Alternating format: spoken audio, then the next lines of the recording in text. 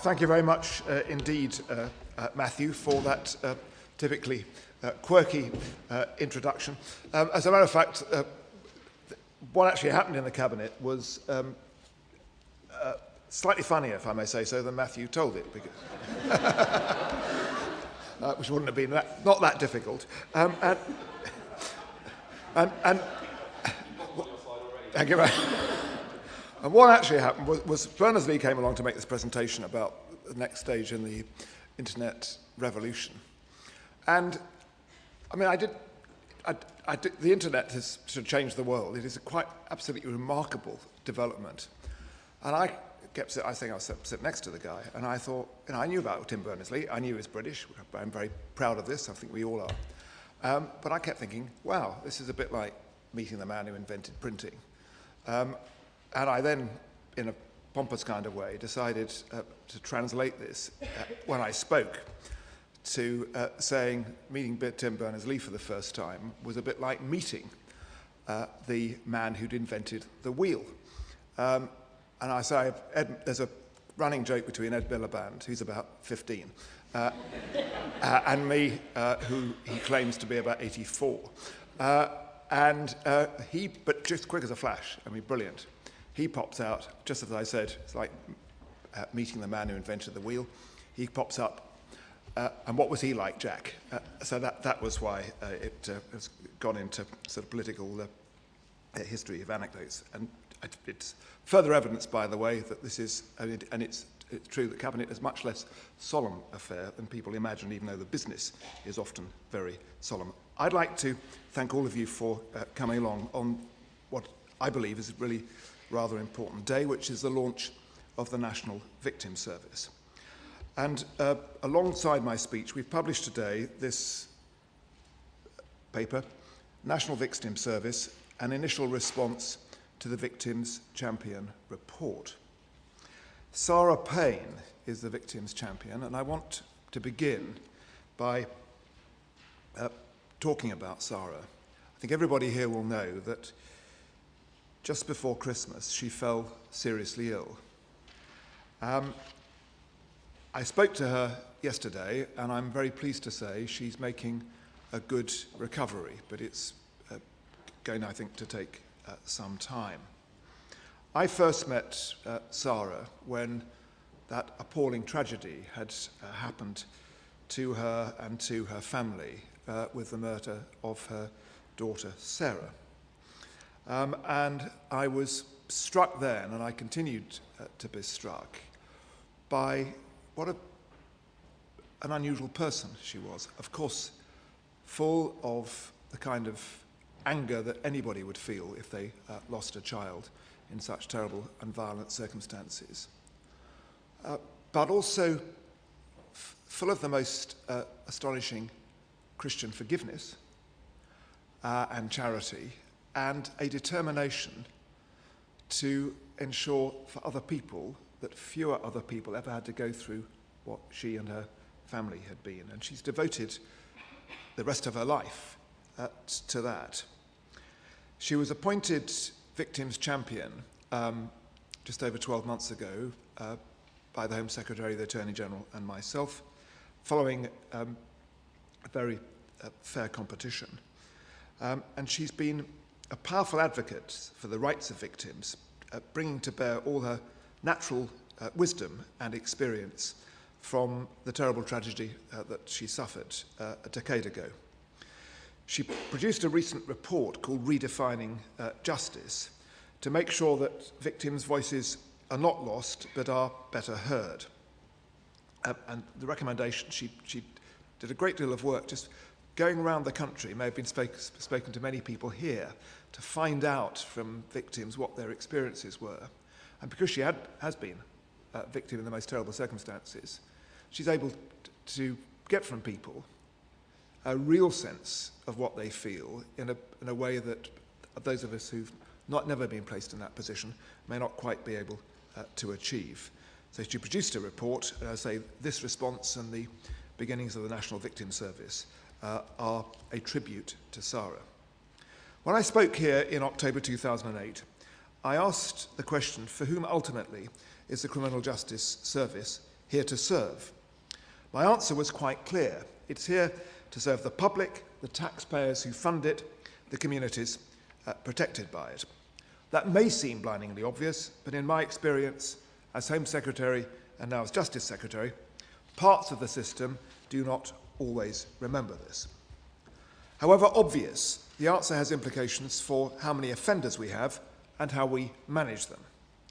There was a powerful view around in many circles in the 80s and the 90s, in the face of rising crime, that was really nothing much that governments could do about it. It was all to do with external factors, the socioeconomic groups people are in, levels of unemployment, etc. And there was a similar, an equally powerful view, going back actually into the 60s, that not much could be done about schools' performance. The answer was some schools were good, some schools were bad, all to do with the parents and socioeconomic factors, nothing to do with how the schools operated and the environment of the schools. In the last decade and a half, we've discovered and we've learnt what defeatist nonsense all this has been.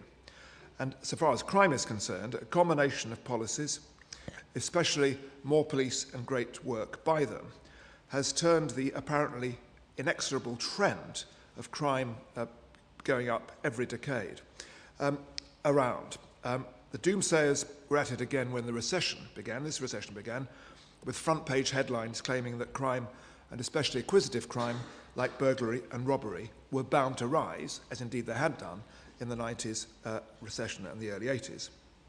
Now, the overall, however, result over the last decade is, and more, is that crime has fallen, and it's fallen consistently. Partly because we've both toughened and made more intelligent our approach to offenders, because they have to be held to account for their actions, but given the chance to change. Punishment and reform, three very straightforward, understandable words, which are what that part of the criminal justice system has been about. But my answer to the question, for whom is the criminal justice system here to serve, has implications for the way in which we involve communities in criminal justice. Communities do now have a say in the types of community payback projects ordered by courts in respect of non-custodial sentences, what kind of projects the offenders should carry out, and in how cash seized from criminals is put to use. High visibility of vests allow the public to see offenders working and to make amends for their behaviour. When I was here at the RSA, I say in October 2008, we were just about to begin these high visibility vests. There was, frankly, a huge amount of nonsense talked about this, how offenders would be attacked, how it would lead to gang violence on the street, how it leads to higher levels of offending. And I have to say my experience, almost at every time we've tried to toughen up the system, not in a nasty way, but to ensure that people do understand that there are victims and there are offenders, and they're different, was, I say, people going for hyperbolic nonsense. Well, it was introduced into 1st of December 2008, and guess what? None of this has come to pass. The public, it's raised public awareness of community punishments, which can only be a good thing if you want to show the reality that they do work in many cases. They are an effective alternative to prison in many cases. It's made the public feel better about what the courts do, and they know now that the system is not as soft as they sometimes read in the newspapers. And so, for example, with snow clearing recently, community payback teams across the country were out shoveling snow, and the public found out, as they did outside my Blackburn office, I don't know whether that was chosen specially, but they found why those people were there. But it's not bad for the offenders too, and a number of offenders I've spoken to have said to me, I mean, without the cameras being present, very privately, they said, look, I don't like what I'm having to do. I don't like the fact I'm having to wear this jacket. I don't particularly feel humiliated, but it's one extra thing which I think, hopefully, will ensure I don't come back to the court again. So it's good all round. Now, but having said that, what I want to talk about in the next 10 minutes or so is to set out the next stage of reform so far as victims directly are concerned. Only 2 decades ago, victims were treated appallingly by the criminal justice system. Prosecutors couldn't speak to victims, let alone interview them before trial. Some police officers presumed that victims of certain crimes must have asked for it, and that there was no point investigating because the victim would just withdraw the allegation. The comments of one senior officer in the late 1980s are revealing, and I quote, "We don't want police officers tied up with helping victims. They haven't got the time." The justice system was geared squarely towards offenders. Real police work involved crime fighting. The priority was to investigate the offence, arrest the suspect, see the case brought to conviction in court. All perfectly worthy, but an incomplete picture.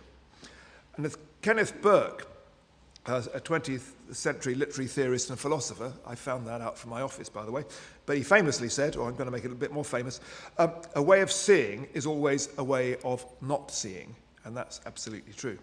The focus on criminals meant the justice system did not see the victim. Victims were considered as a source of information about a crime or a witness when a case came to be heard in court. The court, this could then leave them isolated, frustrated, and in the worst cases, victimized again by the system. I think most people here, who have some expertise and involvement, understand how this came to pass. It came to pass as the state took over the right and the duty to prosecute from individual communities. And it led to a situation that by the beginning of the last century, as Margaret Fry, a well-known magistrate and social reformer, argued, the injured individual had rather slipped out of the mind of the criminal court. So the interests of the victims were subsumed within the wider public interest. In the last 13 years, we've worked hard to change this, so to focus the criminal justice system on the needs of communities. And in one of my first speeches as Home Secretary, I said, quote, "This system should be there to work for the victim and the public. We must afford much more dignity to the victims of crime and give them a chance to see justice dispensed on their behalf." And anybody who's served as a senior minister, but also has served as a member of Parliament for as long as Ed Miliband reminds everybody, as I have, but all of you here, know the terrible impact that some crimes can have on some individuals. Victims' needs vary, a very important message of Sarah Payne's report, but I've come across some consistent messages. First and most simply, victims want to be heard. I remember once meeting some parents whose innocent young boy had been killed at the hands of a stranger, and I've always, in both jobs I've done in the justice system, I've always agreed to see bereaved victims if they've asked to see me. I think it's a very important part of the job. And for this couple, being able to speak up was critical to them, just being able to be heard by somebody in authority. Well, we've tried to build into the system the voice of victims, not least in the force of the victims' personal statements. Since these statements form part of the case papers, everybody who makes decisions about a case as it progresses, from the police officer right through to the parole board, can use it to inform their decisions. But at a more basic level, victims need to be heard when they first report a crime, and they need to be confident that they will be taken seriously. So as part of the policing pledge, our guarantee to victims is that every contact counts. The police are expected to answer all calls promptly. They will visit upset or vulnerable victims within an hour and keep victims informed of how investigations are progressing. Beyond individual cases, last year we introduced community prosecutors and community impact statements to ensure that the views of the whole community are better reflected in prosecution and sentencing. And we've brought together victims of crime in the Victims Advisory Panel. And that panel has already exerted a powerful influence. It was behind the decision, for example, to expand witness support to victims of antisocial behaviour, as well as the decision to improve guidance on special measures for young witnesses. And the post that Sarah Payne holds, the Victims Champion, was brand new. It has a simple mandate to represent the interests of victims at the heart of the government and beyond. And by March of this year, we should have appointed the United Kingdom's first ever statutory Victims Commissioner, a reform which the Victims Advisory Panel themselves advocated. Victims also want to be treated with dignity and respect, to be supported both practically and emotionally through what can be one of the most traumatic times of their lives. And for all these reasons, the landmark Code of Practice for Victims of Crime, 2006, placed legal obligations for the first time on every justice agency, better to support victims and to keep them informed. The Code isn't just a statement of intent like its predecessors, the Victims Charter 1990, revised in 96. It guarantees the minimum standards of service which victims can expect to receive and puts in place a new complaint system should agencies fail to meet those standards. But the criminal justice system has changed further since the Code's creation. So I'm announcing today that we're going to review the Victims Code, not only to reflect recent developments, but to consider expanding the range of agencies with legal duties, as well as the types of victims and witnesses which it covers. Importantly, the review will look at how we might give specific entitlements to victims of antisocial behaviour when cases are taken through the civil courts, as often they are, through the county courts especially, as part, for example, of housing action. Antisocial behaviour is often and wrongly considered low-level or minor.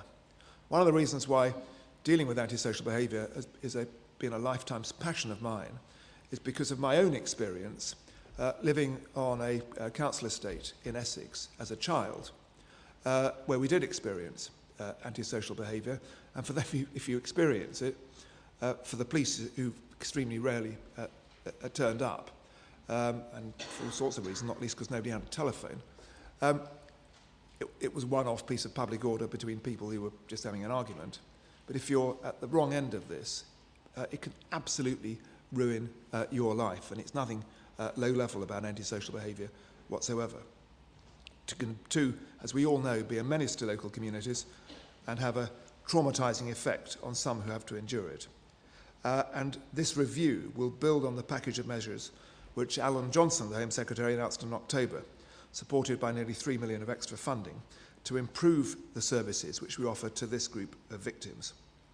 Alongside the Code of Practice was introduced the Victims Surcharge to make offenders literally pay something back and to contribute to the support that victims need. And we have, in the last dozen years, trebled funding for victim services in the voluntary sector. I'd like here to convey my thanks to the many representatives of voluntary organisations and charities, and to the thousands of volunteers up and down the country who work tirelessly in support of victims of crime. Your organisations have looked after victims for many years, long before the government became involved, and your persistent, determined campaigning has promoted and prompted fundamental changes to the criminal justice service. For some victims, the process of reporting the crime and their experience in court can compound the impact of the offence committed against them. So we've made it easier and much less distressing for vulnerable and intimidated victims and witnesses to give evidence in court through special measures such as live links, screens and intermediaries, which were introduced in the 1999 Act, and provisions for anonymised evidence, which were originally taken from the common law, but are now to be found in the Criminal Evidence Witness Anonymity Act 2008. More than 150 Joint Police CPS witness care units now support about 400,000 vulnerable witnesses each year, from the point of charge right through to the conclusion of the case. And as any police officer and prosecutor will tell you, without these special measures, the chances of dealing with some of the most difficult and disruptive criminals and dealing effectively with them through to conviction would be very much less. Meanwhile, alongside all the other changes that have happened, I have to say that the Crown Prosecution Service, for which I've never had responsibility, but it's always been a matter for the attorney and the directors, but a succession of attorneys and directors have produced a revolution in the way the CPS operates, and I'm very grateful to them. And they've now placed the interests of victims centre stage. As the first prosecutor's pledge requires, prosecutors now make it their business to speak to witnesses and to keep them informed. All of this work has been underpinned by a single aim: to transform a bureaucratic criminal justice system into a genuine public service which recognises the impact of crime on victims, treats them with the respect and gives them support which they need. Now, there are some who present the rights of the accused and the rights of victims as mutually exclusive, kind of zero-sum game. And to a degree, that's been an argument that those of us who wanted to rebalance the system have had to fight all the way through. I don't accept it. Advancing victims' rights need not compromise the way we deal with offenders, and focusing upon victims' needs does not mean we pay less attention to turning offenders away from crime. It certainly, of course, doesn't mean that you dilute the most fundamental principles of a fair trial. Any criminal justice system worthy of the name has to do all it can to ensure that only the guilty are convicted.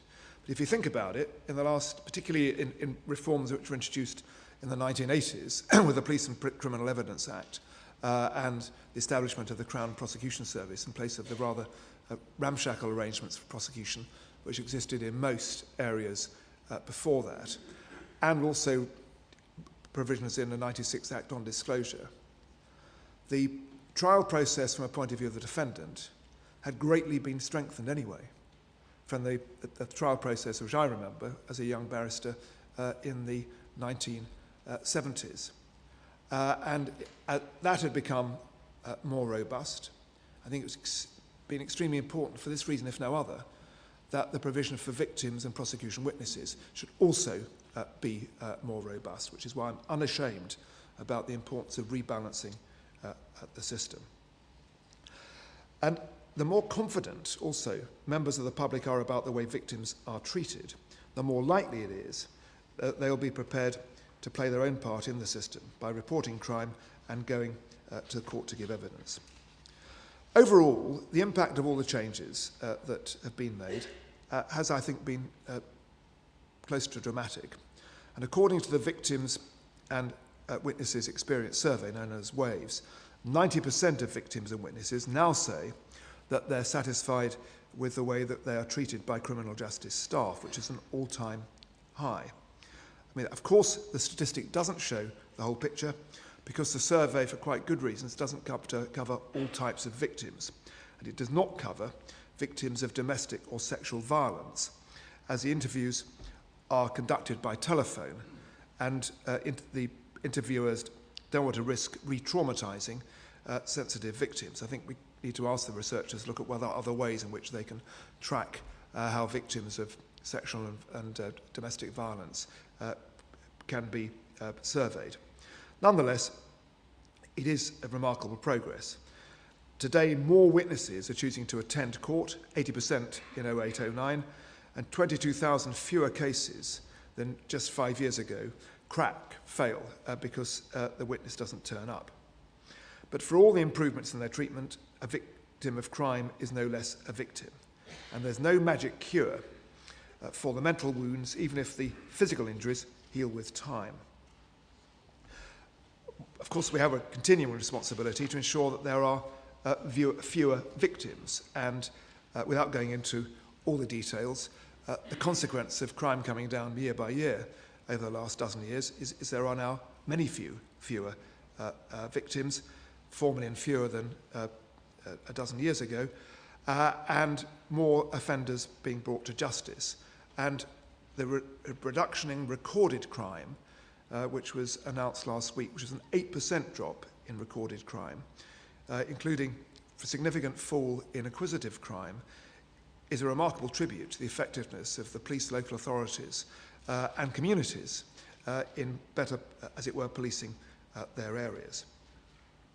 I'm not, however, suggesting that we've reached a state of grace where the criminal justice system is operating perfectly for families. It isn't. And that much is clear from Sarah Payne's report and much else that we know. And in any event, any single crime is one crime too many. But on top of that, although the service as a whole is improving, there are still too many local variations in the services provided to victims, and the statistics can be startling. In the last financial year, 08-09, 41% of victims nationally recalled being offered a chance to make a victim's personal statement. Yet local performance varied from 60% in the highest performing areas to just 30% in the lowest performing areas. And likewise, 71% of victims nationally said they were offered specialist services, yet local performance varied from 84% to 60%. So there needs to be much better consistency across the country. And for all the improvements that have been made, it's clear that too many areas, the criminal justice system simply does not do enough for victims and their families, and there are still pockets of the system which overlook their needs. In part, this is because services for victims have developed separately rather than systemically, and because support has been based on the type of crime committed rather than the impact of the individual. And one of the most powerful points that Sarah Payne makes in her report is of the difference in the impact of a particular crime can have on different individuals. Same kind of crime, it may be a violent assault, it may be a burglary. One person may, for all sorts of reasons, say, shrug that off, it doesn't affect their life. For somebody else, it may even be a relatively trivial crime, or one a long time ago, it can dramatically and adversely affect their life. And the system's got to take people as it finds them, and not fit them in to a box. And that's why we've got to change, build on what we've done, and what you all have done here has been fantastic in recent years, but improve it as well. And that's where the establishment of the National Victim Service comes in, which I'm pleased to announce. The aim is that for the first time, victims will be given support from the moment they report a crime until the moment they say that they no longer need help. And there is a parallel, of course not exact, with the way in which the probation service now provides end-to-end management of offenders. And this is going to take time, and it's going to take money before it's fully established. It's not going to happen overnight. But I want to see a situation where, in time, the National Victim Service becomes as well known for its responsibilities and its work as the National Probation Service is well known for its work in dealing with offenders. The National Victim Service will start at the beginning of March with families whose lives have been torn apart by murder or manslaughter, a pain which mercifully few of us will ever have to endure. But everybody here who's had experience of dealing with bereaved victims knows it's utterly desolating and destroying, and lives with such people for a lifetime. We can't turn the clock back. We can never hope to right the wrongs that bereaved families have suffered, but we can in small ways lessen the distress. The new service will give every relative bereaved through murder or manslaughter tailored support, care and attention which they need for as long as they need it. They'll be given a dedicated professional support worker who will meet regularly with them to identify their needs and liaise with the authorities on their behalf. It may mean immediate practical assistance with security, for example, or for example, childcare, dealing with the media, informing other family members of the death, or making bill payments. They'll be helped through this. Emotional support and expert assistance will be offered where needed, counselling, for instance, or legal and financial advice. And support will not stop when the criminal justice process comes to a conclusion. It will carry on as long as the victim needs it. Amongst the most distressed and angry victims who I meet are those, I'll give you a specific, obviously anonymised example. Young man is killed at a bus stop, 2 o'clock in the morning. It's a fight. The assailants plead either self-defence or prosecution. But the long and the short of this is there is no conviction. And nobody quite knows what happened. But from the parents' point of view, this young man has been murdered. And his life has certainly been taken violently. They are angry about the court result, although they understand there's been a fair trial. There's nothing that can be done about that. But whereas they had support by the family liaison officer from the police, and brilliant support it is, up to the end of the trial, and had there been a conviction, would have had some support from the probation service, because there's no conviction, it all just sort of falls away. As I said, we have to treat people as they are. Their needs, in some ways, are actually greater than even if there has been a conviction, so it's very, very important. Now, I mentioned the system of police family liaison officers. That followed the implementation of the 1999 Lawrence Inquiry report. We've had this comprehensive national system of FLOs in place. It's proved very effective and helpful.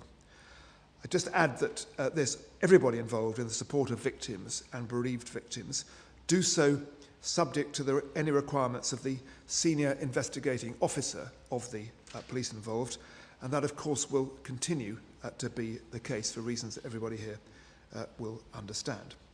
Now, we're going to deliver this part of the new service for bereaved relatives through victim support. It's good to see Gillian Guy here, at a cost of £2 million a year. It's a good start, but it's not enough. So I'm pleased to announce that from the 1st of April, the new National Victim Service will start to provide a new enhanced service for victims of all crimes who need support, no matter where they live or what offence was committed against them. The most vulnerable victims will be entitled to their own dedicated caseworker, responsible for pulling together various public services, such as housing, health, employment and social services, and for referring them quickly to specialist support. All victims who need it will be given immediate emotional support on any day of the week, and they will be entitled to an in-depth assessment of their needs and a tailored plan to try to deal with them. From July of this year, every victim who needs support will be entitled to a caseworker who will guide them through the process and give them help and assistance for as long as they need it. And we're also looking at making, as I've indicated, much more comprehensive the service for victims of antisocial behaviour. Because some of the biggest failures of the system, which we've seen in the newspapers, have arisen not in respect of individual very serious crimes. Well, on the whole, the system works pretty well, but in respect of antisocial behaviour. We can all think of some pretty terrible examples here. So it's how victims are encouraged to report crimes of antisocial behaviour, how they're given support like any other victim of a crime, and we're also looking to see how best to support other victims of antisocial behaviour with acute needs on a similar basis. Antisocial behaviour has genuinely gone down in my constituency. I think it has in others, and it was thanks to one absolutely terrible family in Blackburn who were rampaging round the town till we moved them to Chorley, and then sadly they came back. And the police and the local authority couldn't do anything about them because injunctions weren't available, that the police chief and I invented what became ASBOs. But although it's gone down, there are still obviously some families who suffer antisocial behaviour. And I always go and see individuals or families in such circumstances. And it's just awful to see how decent people's lives can be absolutely wrecked. I think of a decent couple live with their grown-up son. Next door, you've got a woman who every so often, about one Saturday in 4, which they never, actually, the family said to me next door, if we knew which Saturday it was, we'd go out. They don't. This woman just goes berserk. She drinks too much, and she plays loud music, and sort of wrecks the life and then threatens people next door. And they just feel trapped in this environment because it's principally a noise issue, which environmental health officers trying to get everybody coordinated, even where we've got very good local authority and police service, becomes very difficult. Well, we've got to do something better for those people. £8 million for this new service. It's going to be delivered in partnership with victim support. But more than 10% of the funding is going to be set aside for specialist support services provided by other victims' organisations. So just to make it clear, we do recognise, so do victim support, the legitimate interests of other organisations. I hope everyone here accepts this is really an important moment and a milestone on the road to rebalancing the criminal justice system. The service will be there to provide consistent levels of support for anyone who's been a victim of crime and who wants assistance. If victims need help, it'll be there for them. And fundamentally, it will ensure that supporting victims is firmly and emphatically embedded in the culture of the criminal justice service as a function of the service, not an add-on. Thank you very much indeed.